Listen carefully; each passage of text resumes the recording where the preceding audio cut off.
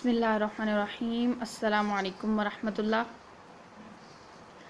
7th class ہم باب پنجم کا سبق نمبر 2 حضرت فرید الدین گنج شکر رحمۃ اللہ علیہ کا والا سبق پڑھ رہے ہیں، جس میں فرسٹ لیکچر ہم نے ان کا تعارف لیا اور تعلیم و تربیت کا ایک پیراگراف پڑھا۔ اب ہم نے وہیں سے شروع کرنا ہے جہاں سے ہم نے چھوڑا تھا۔ پیج نمبر ہمارے پاس 88 ہے، لیکچر نمبر اس چیپٹر کا 2 ہے۔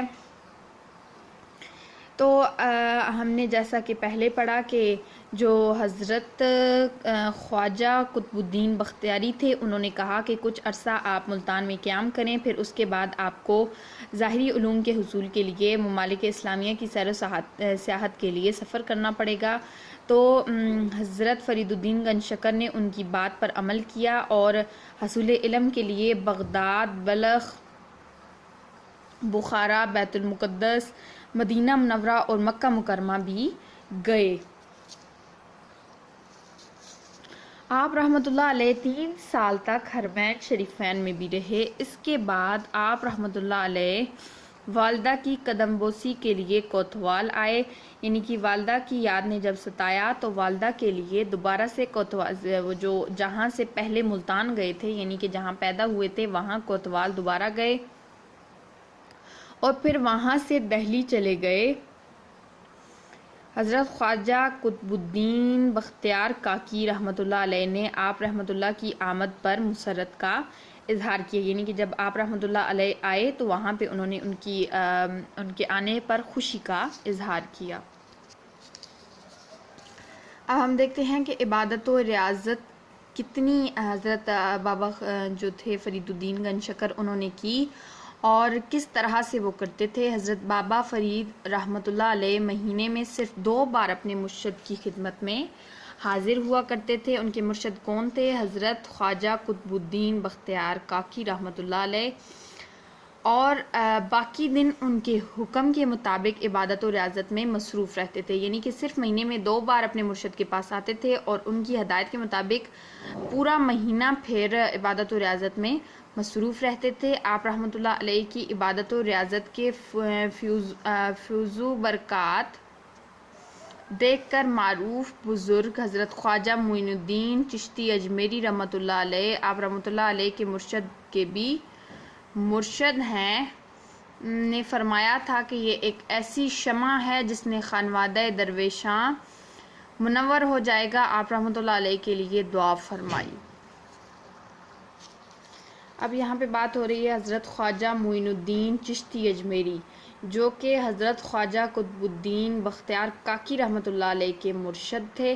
تو اس طرح سے جو حضرت بابا فرید الدین گنج شکر ہیں، ان کے مرشد کے بھی مرشد حضرت خواجہ معین الدین تھے، جنہوں نے جب دیکھا حضرت بابا فرید الدین گنج شکر کو تو کہا کہ یہ ایک ایسی شمع ہے جس سے خانوادہ درویشاں منور ہو جائیں گے، یعنی کہ درویشوں کا جو کنبہ ہے، قبیلہ ہے، یہ جو درویشوں کا سلسلہ چل رہا ہے، اس میں روشنی، یعنی کہ یہ ایک ایسی شمع ہے جو منور نور سے روشن کر دے گی ان کے گھرانے کو۔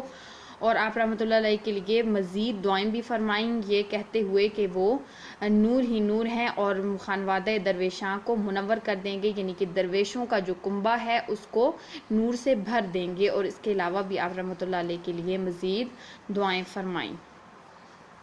تبلیغ دین کا سلسلہ کیسے جاری رکھا؟ اب ہم یہ پڑھتے ہیں کہ آپ رحمۃ اللہ علیہ نے تبلیغ دین کے لیے اجودن کا انتخاب کیا، یعنی کہ یہ کسی جگہ کا نام ہے، وہاں اس جگہ کا انتخاب کیا۔ اجودن کا موجودہ نام پاک پتن ہے۔ اس وقت اس شہر کو بت پرستوں کی جو ہے بتوں کا مرکز مانا جاتا تھا، یعنی کہ وہاں پہ بت پرستی عام تھی۔ آپ رحمۃ اللہ علیہ نے وہیں مستقل قیام کرنے کا فیصلہ کیا، لوگوں کو علوم ظاہری اور باطنی سکھانے میں مصروف ہو گئے۔ ایک دن آپ رحمۃ اللہ علیہ دریا کے کنارے وضو کر رہے تھے کہ کسی مرید نے کہا کہ حضرت دریا کا یہ کنارہ پاک نہیں ہے۔ آپ رحمۃ اللہ علیہ نے فرمایا کہ نہیں، یہ پاک پتن ہے۔ اس کے بعد اس جگہ کا نام ہی پاک پتن مشہور ہو گیا۔ اس شہر میں آپ رحمۃ اللہ علیہ کی آمد نہایت بابرکت ثابت ہوئی۔ وہاں ایک جوگی نے لوگوں کو توہم پرستی میں مبتلا کر رکھا تھا اور طرح طرح کے جادو کر کے ان کو گمراہ کیا کرتا تھا۔ آپ رحمۃ اللہ علیہ کی تبلیغ سے نہ صرف وہ خود مسلمان ہو گیا بلکہ دیگر کئی لوگوں کو بھی حلقہ اسلام میں داخل کیا۔ آپ رحمۃ اللہ علیہ نے ساری زندگی اس علاقے کے لوگوں کو دین اسلام کی طرف متوجہ کرنے میں گزار دی۔ آپ رحمۃ اللہ علیہ کی تعلیمات آج بھی لوگوں کے قلوب و اذہان کو منور کرتی ہیں۔ آپ رحمۃ اللہ علیہ کے چند اقوال زریں درج ذیل ہیں۔ تو اس میں ہم نے پڑھا کہ کس طرح سے وہ جو اجودن نامہ جو شہر یا قصبہ گاؤں جو بھی تھا اس کو پاک پتن میں کس طرح چینج کیا گیا، یعنی کہ ایک دن وضو کرتے ہوئے کسی مرید نے کہا کہ یہ پتن ناپاک ہے، لیکن آپ نے کہا کہ نہیں یہ پاک پتن ہے، جس کی وجہ سے اس شہر یا اس قصبے کا نام ہی پاک پتن مشہور ہو گیا۔ اور آپ نے تبلیغ کا سلسلہ جاری رکھا۔ وہ شخص جو بت پرستی میں عام کرتا تھا وہ خود مسلمان ہو گیا اور اس نے تمام دوسرے لوگوں کو بھی مسلمان کیا۔ ان کی اقوال زریں کیا ہے اور انہوں نے کس قسم کے الفاظ کہے، اب ہم انشاءاللہ لیکچر نمبر 3 میں پڑھیں گے۔